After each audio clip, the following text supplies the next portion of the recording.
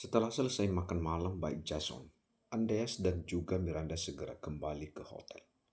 Mengapa kau tidak mengakui saya sebagai suamimu di depan pria tadi? Baru saja tiba di kamar hotel. Andreas sudah mencecar Miranda dengan pertanyaan yang sejak tadi bersarang di kepalanya. Miranda terdengar menghela napas sebelum kemudian menjawab pertanyaan Andreas. Bukannya saya tidak ingin mengakui Anda sebagai suami saya, Tuan. Saya hanya khawatir Anda tidak akan senang jika saya mengaku sebagai istri Anda. Dan saya juga takut jika saya sampai mengaku sebagai istri Anda, hal itu akan merusak reputasi serta nama baik Anda. Jawab Miranda apa adanya. Mengingat seringkali Andreas mengingatkan dirinya agar merahasiakan pernikahan mereka. Andreas hanya diam dan menepis jawaban Miranda. Mengingat apa yang dikatakan wanita itu benar adanya. Jika memang tindakan saya tadi membuat Anda sampai tersinggung, maka saya minta maaf untuk itu. Lanjut tutur Miranda sebelum kemudian pamit menuju kamar mandi untuk membersihkan wajahnya. Apa hanya kata minta maaf saja yang bisa kau ucapkan? Cetus Andreas. Dan itu sekaligus membuat Miranda menghentikan langkahnya. Tanpa menoleh, Miranda berucap, selain meminta maaf, memangnya apa lagi yang bisa saya lakukan di hadapan Anda, Tuan?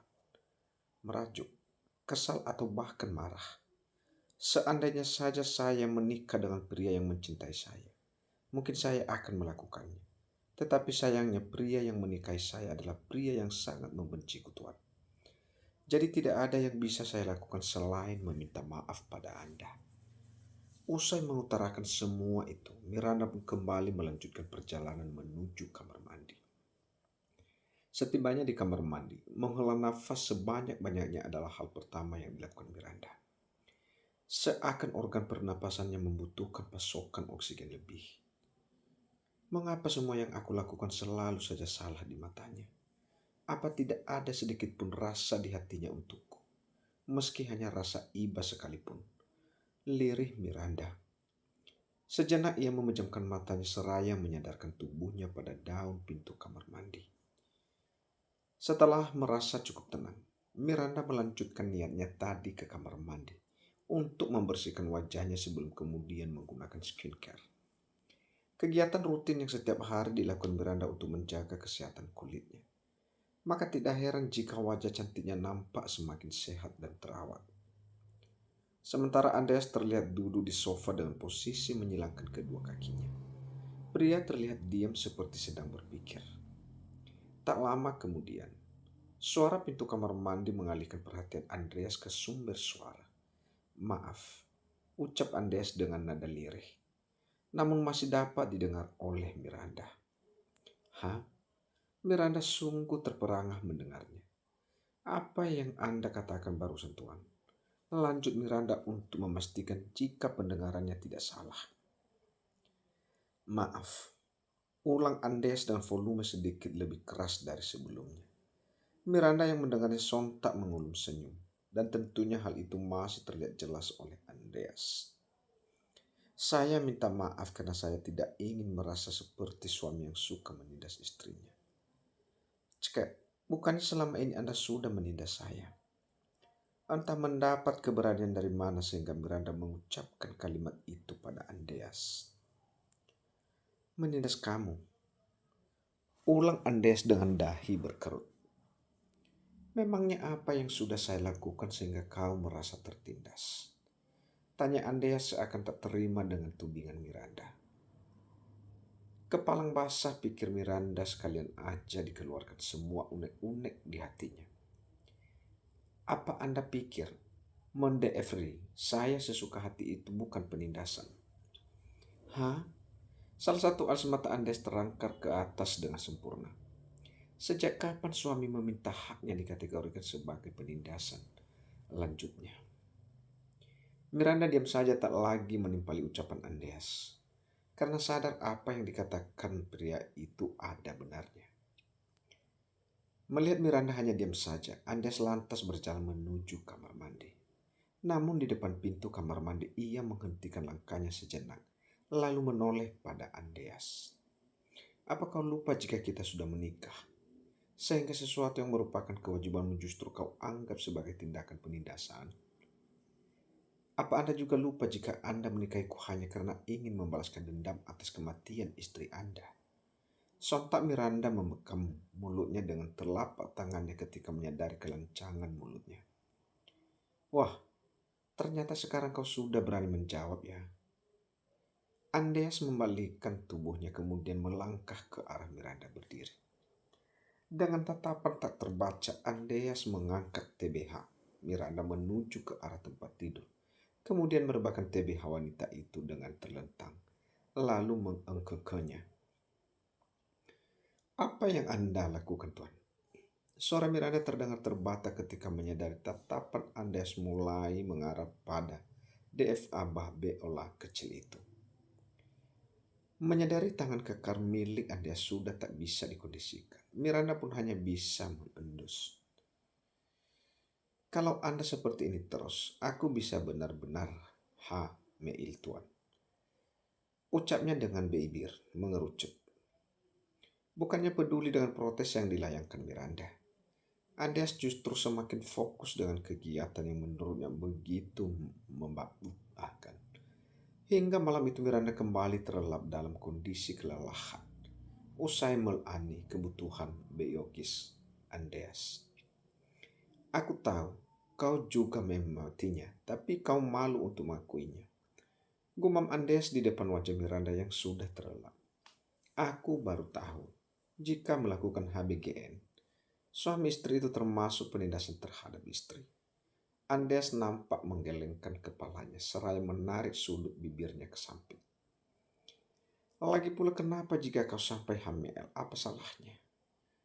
Andreas masih setia bergumam seraya menatap wajah cantik Miranda yang nampak begitu kelelahan. Entah sadar atau tidak, kalimat itu terucap begitu saja dari mulut seorang Andreas Pratama. Andreas meluruskan tubuhnya, tidur terlentang dengan beralaskan kedua tangan pada kepalanya. Apa mungkin aku sudah jatuh hati padanya? Kata Andreas yang kini kembali menoleh pada Miranda. Tidak bisa dipungkiri, wajahnya memang sangat cantik. TBF-nya pun sangat indah dan juga memabukan. Tanpa sadar Andreas melebarkan senyumnya kala memuji kecantikan Miranda. Tak lama kemudian, Andreas ikut terlelap bersama Miranda. Keduanya terlelap di bawah selimut putih yang menutupi tubuh PLOS keduanya. Tanpa terasa 3 hari pun berlalu. Semua urusan Andreas di negeri itu pun telah beres. Sehingga siang ini mereka nampak bersiap menuju bangsa untuk segera kembali ke tanah air. Selama menemani Andreas beberapa hari di London, Miranda merasa perjalanan mereka bukan seperti perjalanan untuk urusan pekerjaan, melainkan serasa bagaikan sedang ber-EBLN MEDF. Bagaimana tidak, dalam sehari hanya beberapa jam saja, Andreas berada di luar untuk mengurus perusahaannya di sana. Setelahnya ia akan kembali ke hotel untuk melakukan sesuatu yang ia bersama dengan Miranda. Bahkan sebelum berangkat menuju bandara saat ini, Andreas masih sempatnya meminta Miranda untuk melayaninya, sehingga membuat Miranda tidak dapat menyembunyikan gurat lelah di wajahnya. Maka dari itu, setelah berada di pesawat, Miranda memutuskan untuk mengistirahatkan TBH-nya dengan tidur. Barulah beberapa jam di udara Miranda baru terjaga. Makanlah, kau tidur 4 jam lamanya. Kau pasti sudah lapar, kata Andreas. Setelah 3 hari tak masuk kerja, akhirnya hari ini Miranda kembali ke rumah sakit untuk menunaikan tugasnya sebagai seorang dokter. Selamat pagi, ucap Miranda yang baru saja tiba di ruangan poli kandungan di mana biasa ia bertugas. Pagi dok, tidak seperti biasanya. Pagi ini raut wajah Suster Mita nampak sendu sehingga membuat Miranda bertanya dalam hati. Ada apa dengan wanita berusia 22 tahun tersebut? Miranda menempati tempat duduk yang berada di depan Suster Mita. Ada apa? Apa terjadi sesuatu denganmu? Tanya Miranda dengan bahasa santai seolah mereka tidak sedang berada di lingkungan kerja. Tidak apa-apa dok. Tentu Miranda tidak percaya begitu saja dengan jawaban Suster Mita. Baiklah, jika kamu memang tidak ingin berbagi cerita denganku, aku tidak akan memaksa. Tapi jangan pernah lupa aku akan selalu siap menjadi pendengar saat kamu sudah siap berbagi. Tutur Miranda layaknya seorang kakak pada adik perempuannya. Miranda berdiri dari duduknya kemudian mengelus punggung Suster Mita dengan lembut. Setiap manusia pasti memiliki ujian hidup yang berbeda-beda.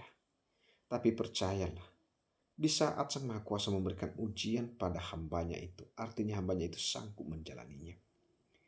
Ucapan Miranda membuat Suster Mita tak sanggup lagi menahan air matanya. Kini wajah cantik Suster Mita telah basah oleh air mata.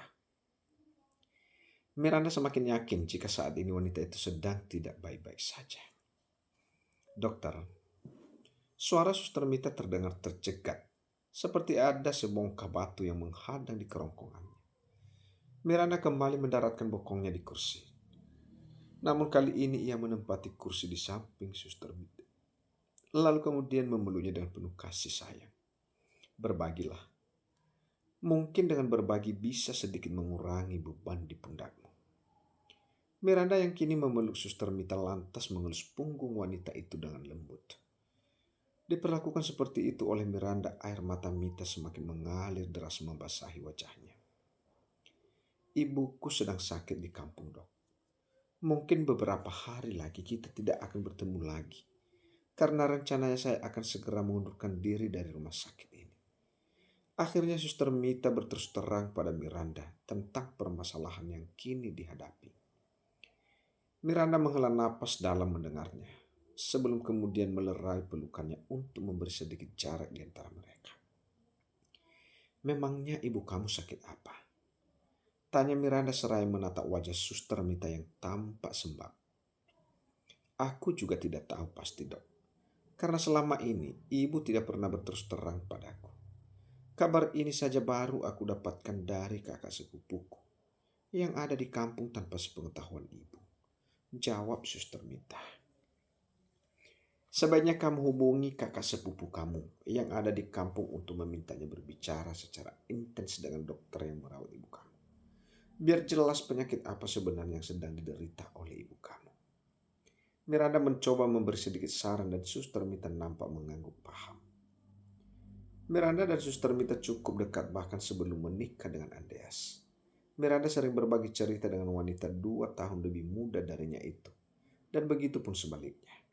Berbagi cerita tentang hubungannya dengan Arman, bahkan hingga kini Suster Mita masih mengira jika Miranda masih menjalin hubungan dengan Arman. Sebab Miranda tak pernah menceritakan tentang pernikahannya dengan Andes pada Mita. Seketika Suster Mita menokakkan wajahnya kala menyadari Miranda memegangi kepalanya. Ada apa, Dok? Tanyanya. Miranda mengulum senyum. Tidak apa-apa. Cuma sedikit pusing saja mungkin karena aku belum sempat sarapan tadi di rumah. Jawab Miranda. Raut sendu di wajah Suster Mita seketika berubah panik. Sebaiknya Anda sarapan dulu. Mari saya temani di kantin. Ajak Suster Mita yang telah berdiri dari duduknya. Baru beberapa langkah tiba-tiba Miranda berpegangan pada lengan Suster. Sampai akhirnya Miranda pun tak sadarkan diri. Untungnya dengan gerakan cepat Suster Mita menahan tubuh Miranda hingga tak langsung terjatuh ke lantai. Dokter Miranda, bangun, Dok. Atala yang secara kebetulan melintas di depan ruangan tersebut tak sengaja mendengar suara Suster Mita yang terdengar panik. Baru saja membuka pintu ruangan, Atala dibuat terkejut melihat tubuh Miranda yang terkulai di lantai bersama dengan Suster Mita. Apa yang terjadi? Tanya Atala dengan wajah panik. Tadi Dokter Miranda mengeluhkan kepalanya yang pusing katanya. Belum sempat sarapan. Tapi pas mau ke kantin tiba-tiba saja Dokter Miranda jatuh pingsan. Beritahu Suster Mita tentang apa yang terjadi pada Miranda. Atala mengangkat TBH Miranda dan merebahkannya di atas tempat tidur yang biasanya digunakan untuk memeriksa kondisi pasien. Setelahnya Atala pun mulai mencoba memeriksa kondisi Miranda. Aneh, tekanan darahnya sangat menurun. Kata Atala setelah memeriksa kondisi Miranda, beberapa kondisi tertentu yang biasa terjadi pada wanita hamil. Kini juga dialami Miranda berdasarkan hasil pemeriksaan Dr. Atala selaku dokter SPOG. Mana mungkin bisa mengandung sementara Miranda belum menikah? Dalam hati Atala mencoba menepis berbagai pikiran yang terlintas di pikirannya. Ia sendiri belum bisa memastikan 100% sebab belum melakukan pemeriksaan urin tes. Namun sebagai dokter spesialis kandungan yang memiliki jam terbang cukup lama, entah mengapa Atala merasa yakin dengan hasil pemeriksaannya. Jika saat ini Miranda sedang mengandung. Di sela kebingungan Atala tiba-tiba Miranda membuka matanya. Ah, Miranda memegang kepalanya yang terasa sedikit berdenyut. Apa kepalamu terasa sakit? Tanya Atala dan Miranda pun mengangguk pelan. Boleh saya bicara berdua dengan Anda? Kata dokter Atala pada Miranda. Dok, saya mau ke kantin sebentar.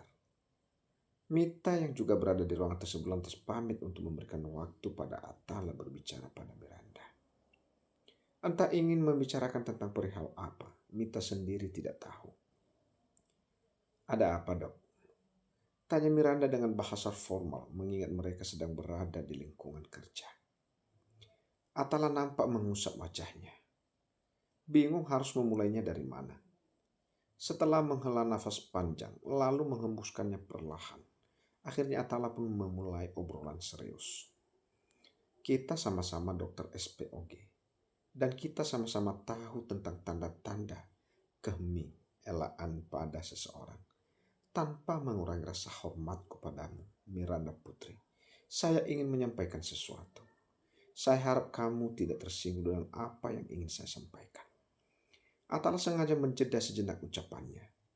Sementara wajah Miranda kini nampak was-was menunggu kelanjutan kalimat Atala. Berdasarkan hasil pemeriksaan saya, untuk sementara ini sepertinya kamu sedang hamil. Lanjut Atala. Dek. Jantung Miranda seperti berhenti berdetak setelah mendengar penjelasan dari Atala. Air matanya jatuh begitu saja membasahi pipi Miranda. Sebenarnya sebagai seorang dokter, Miranda sudah menduga akan hal itu. Sebab sudah beberapa hari ini ia sering kali pusing tanpa sebab. Ini tidak seperti yang Anda pikirkan, Dokter Atala. Bayi ini adalah milik suami saya, tutur Miranda. Seolah tahu tentang pikiran Atala tentang dirinya.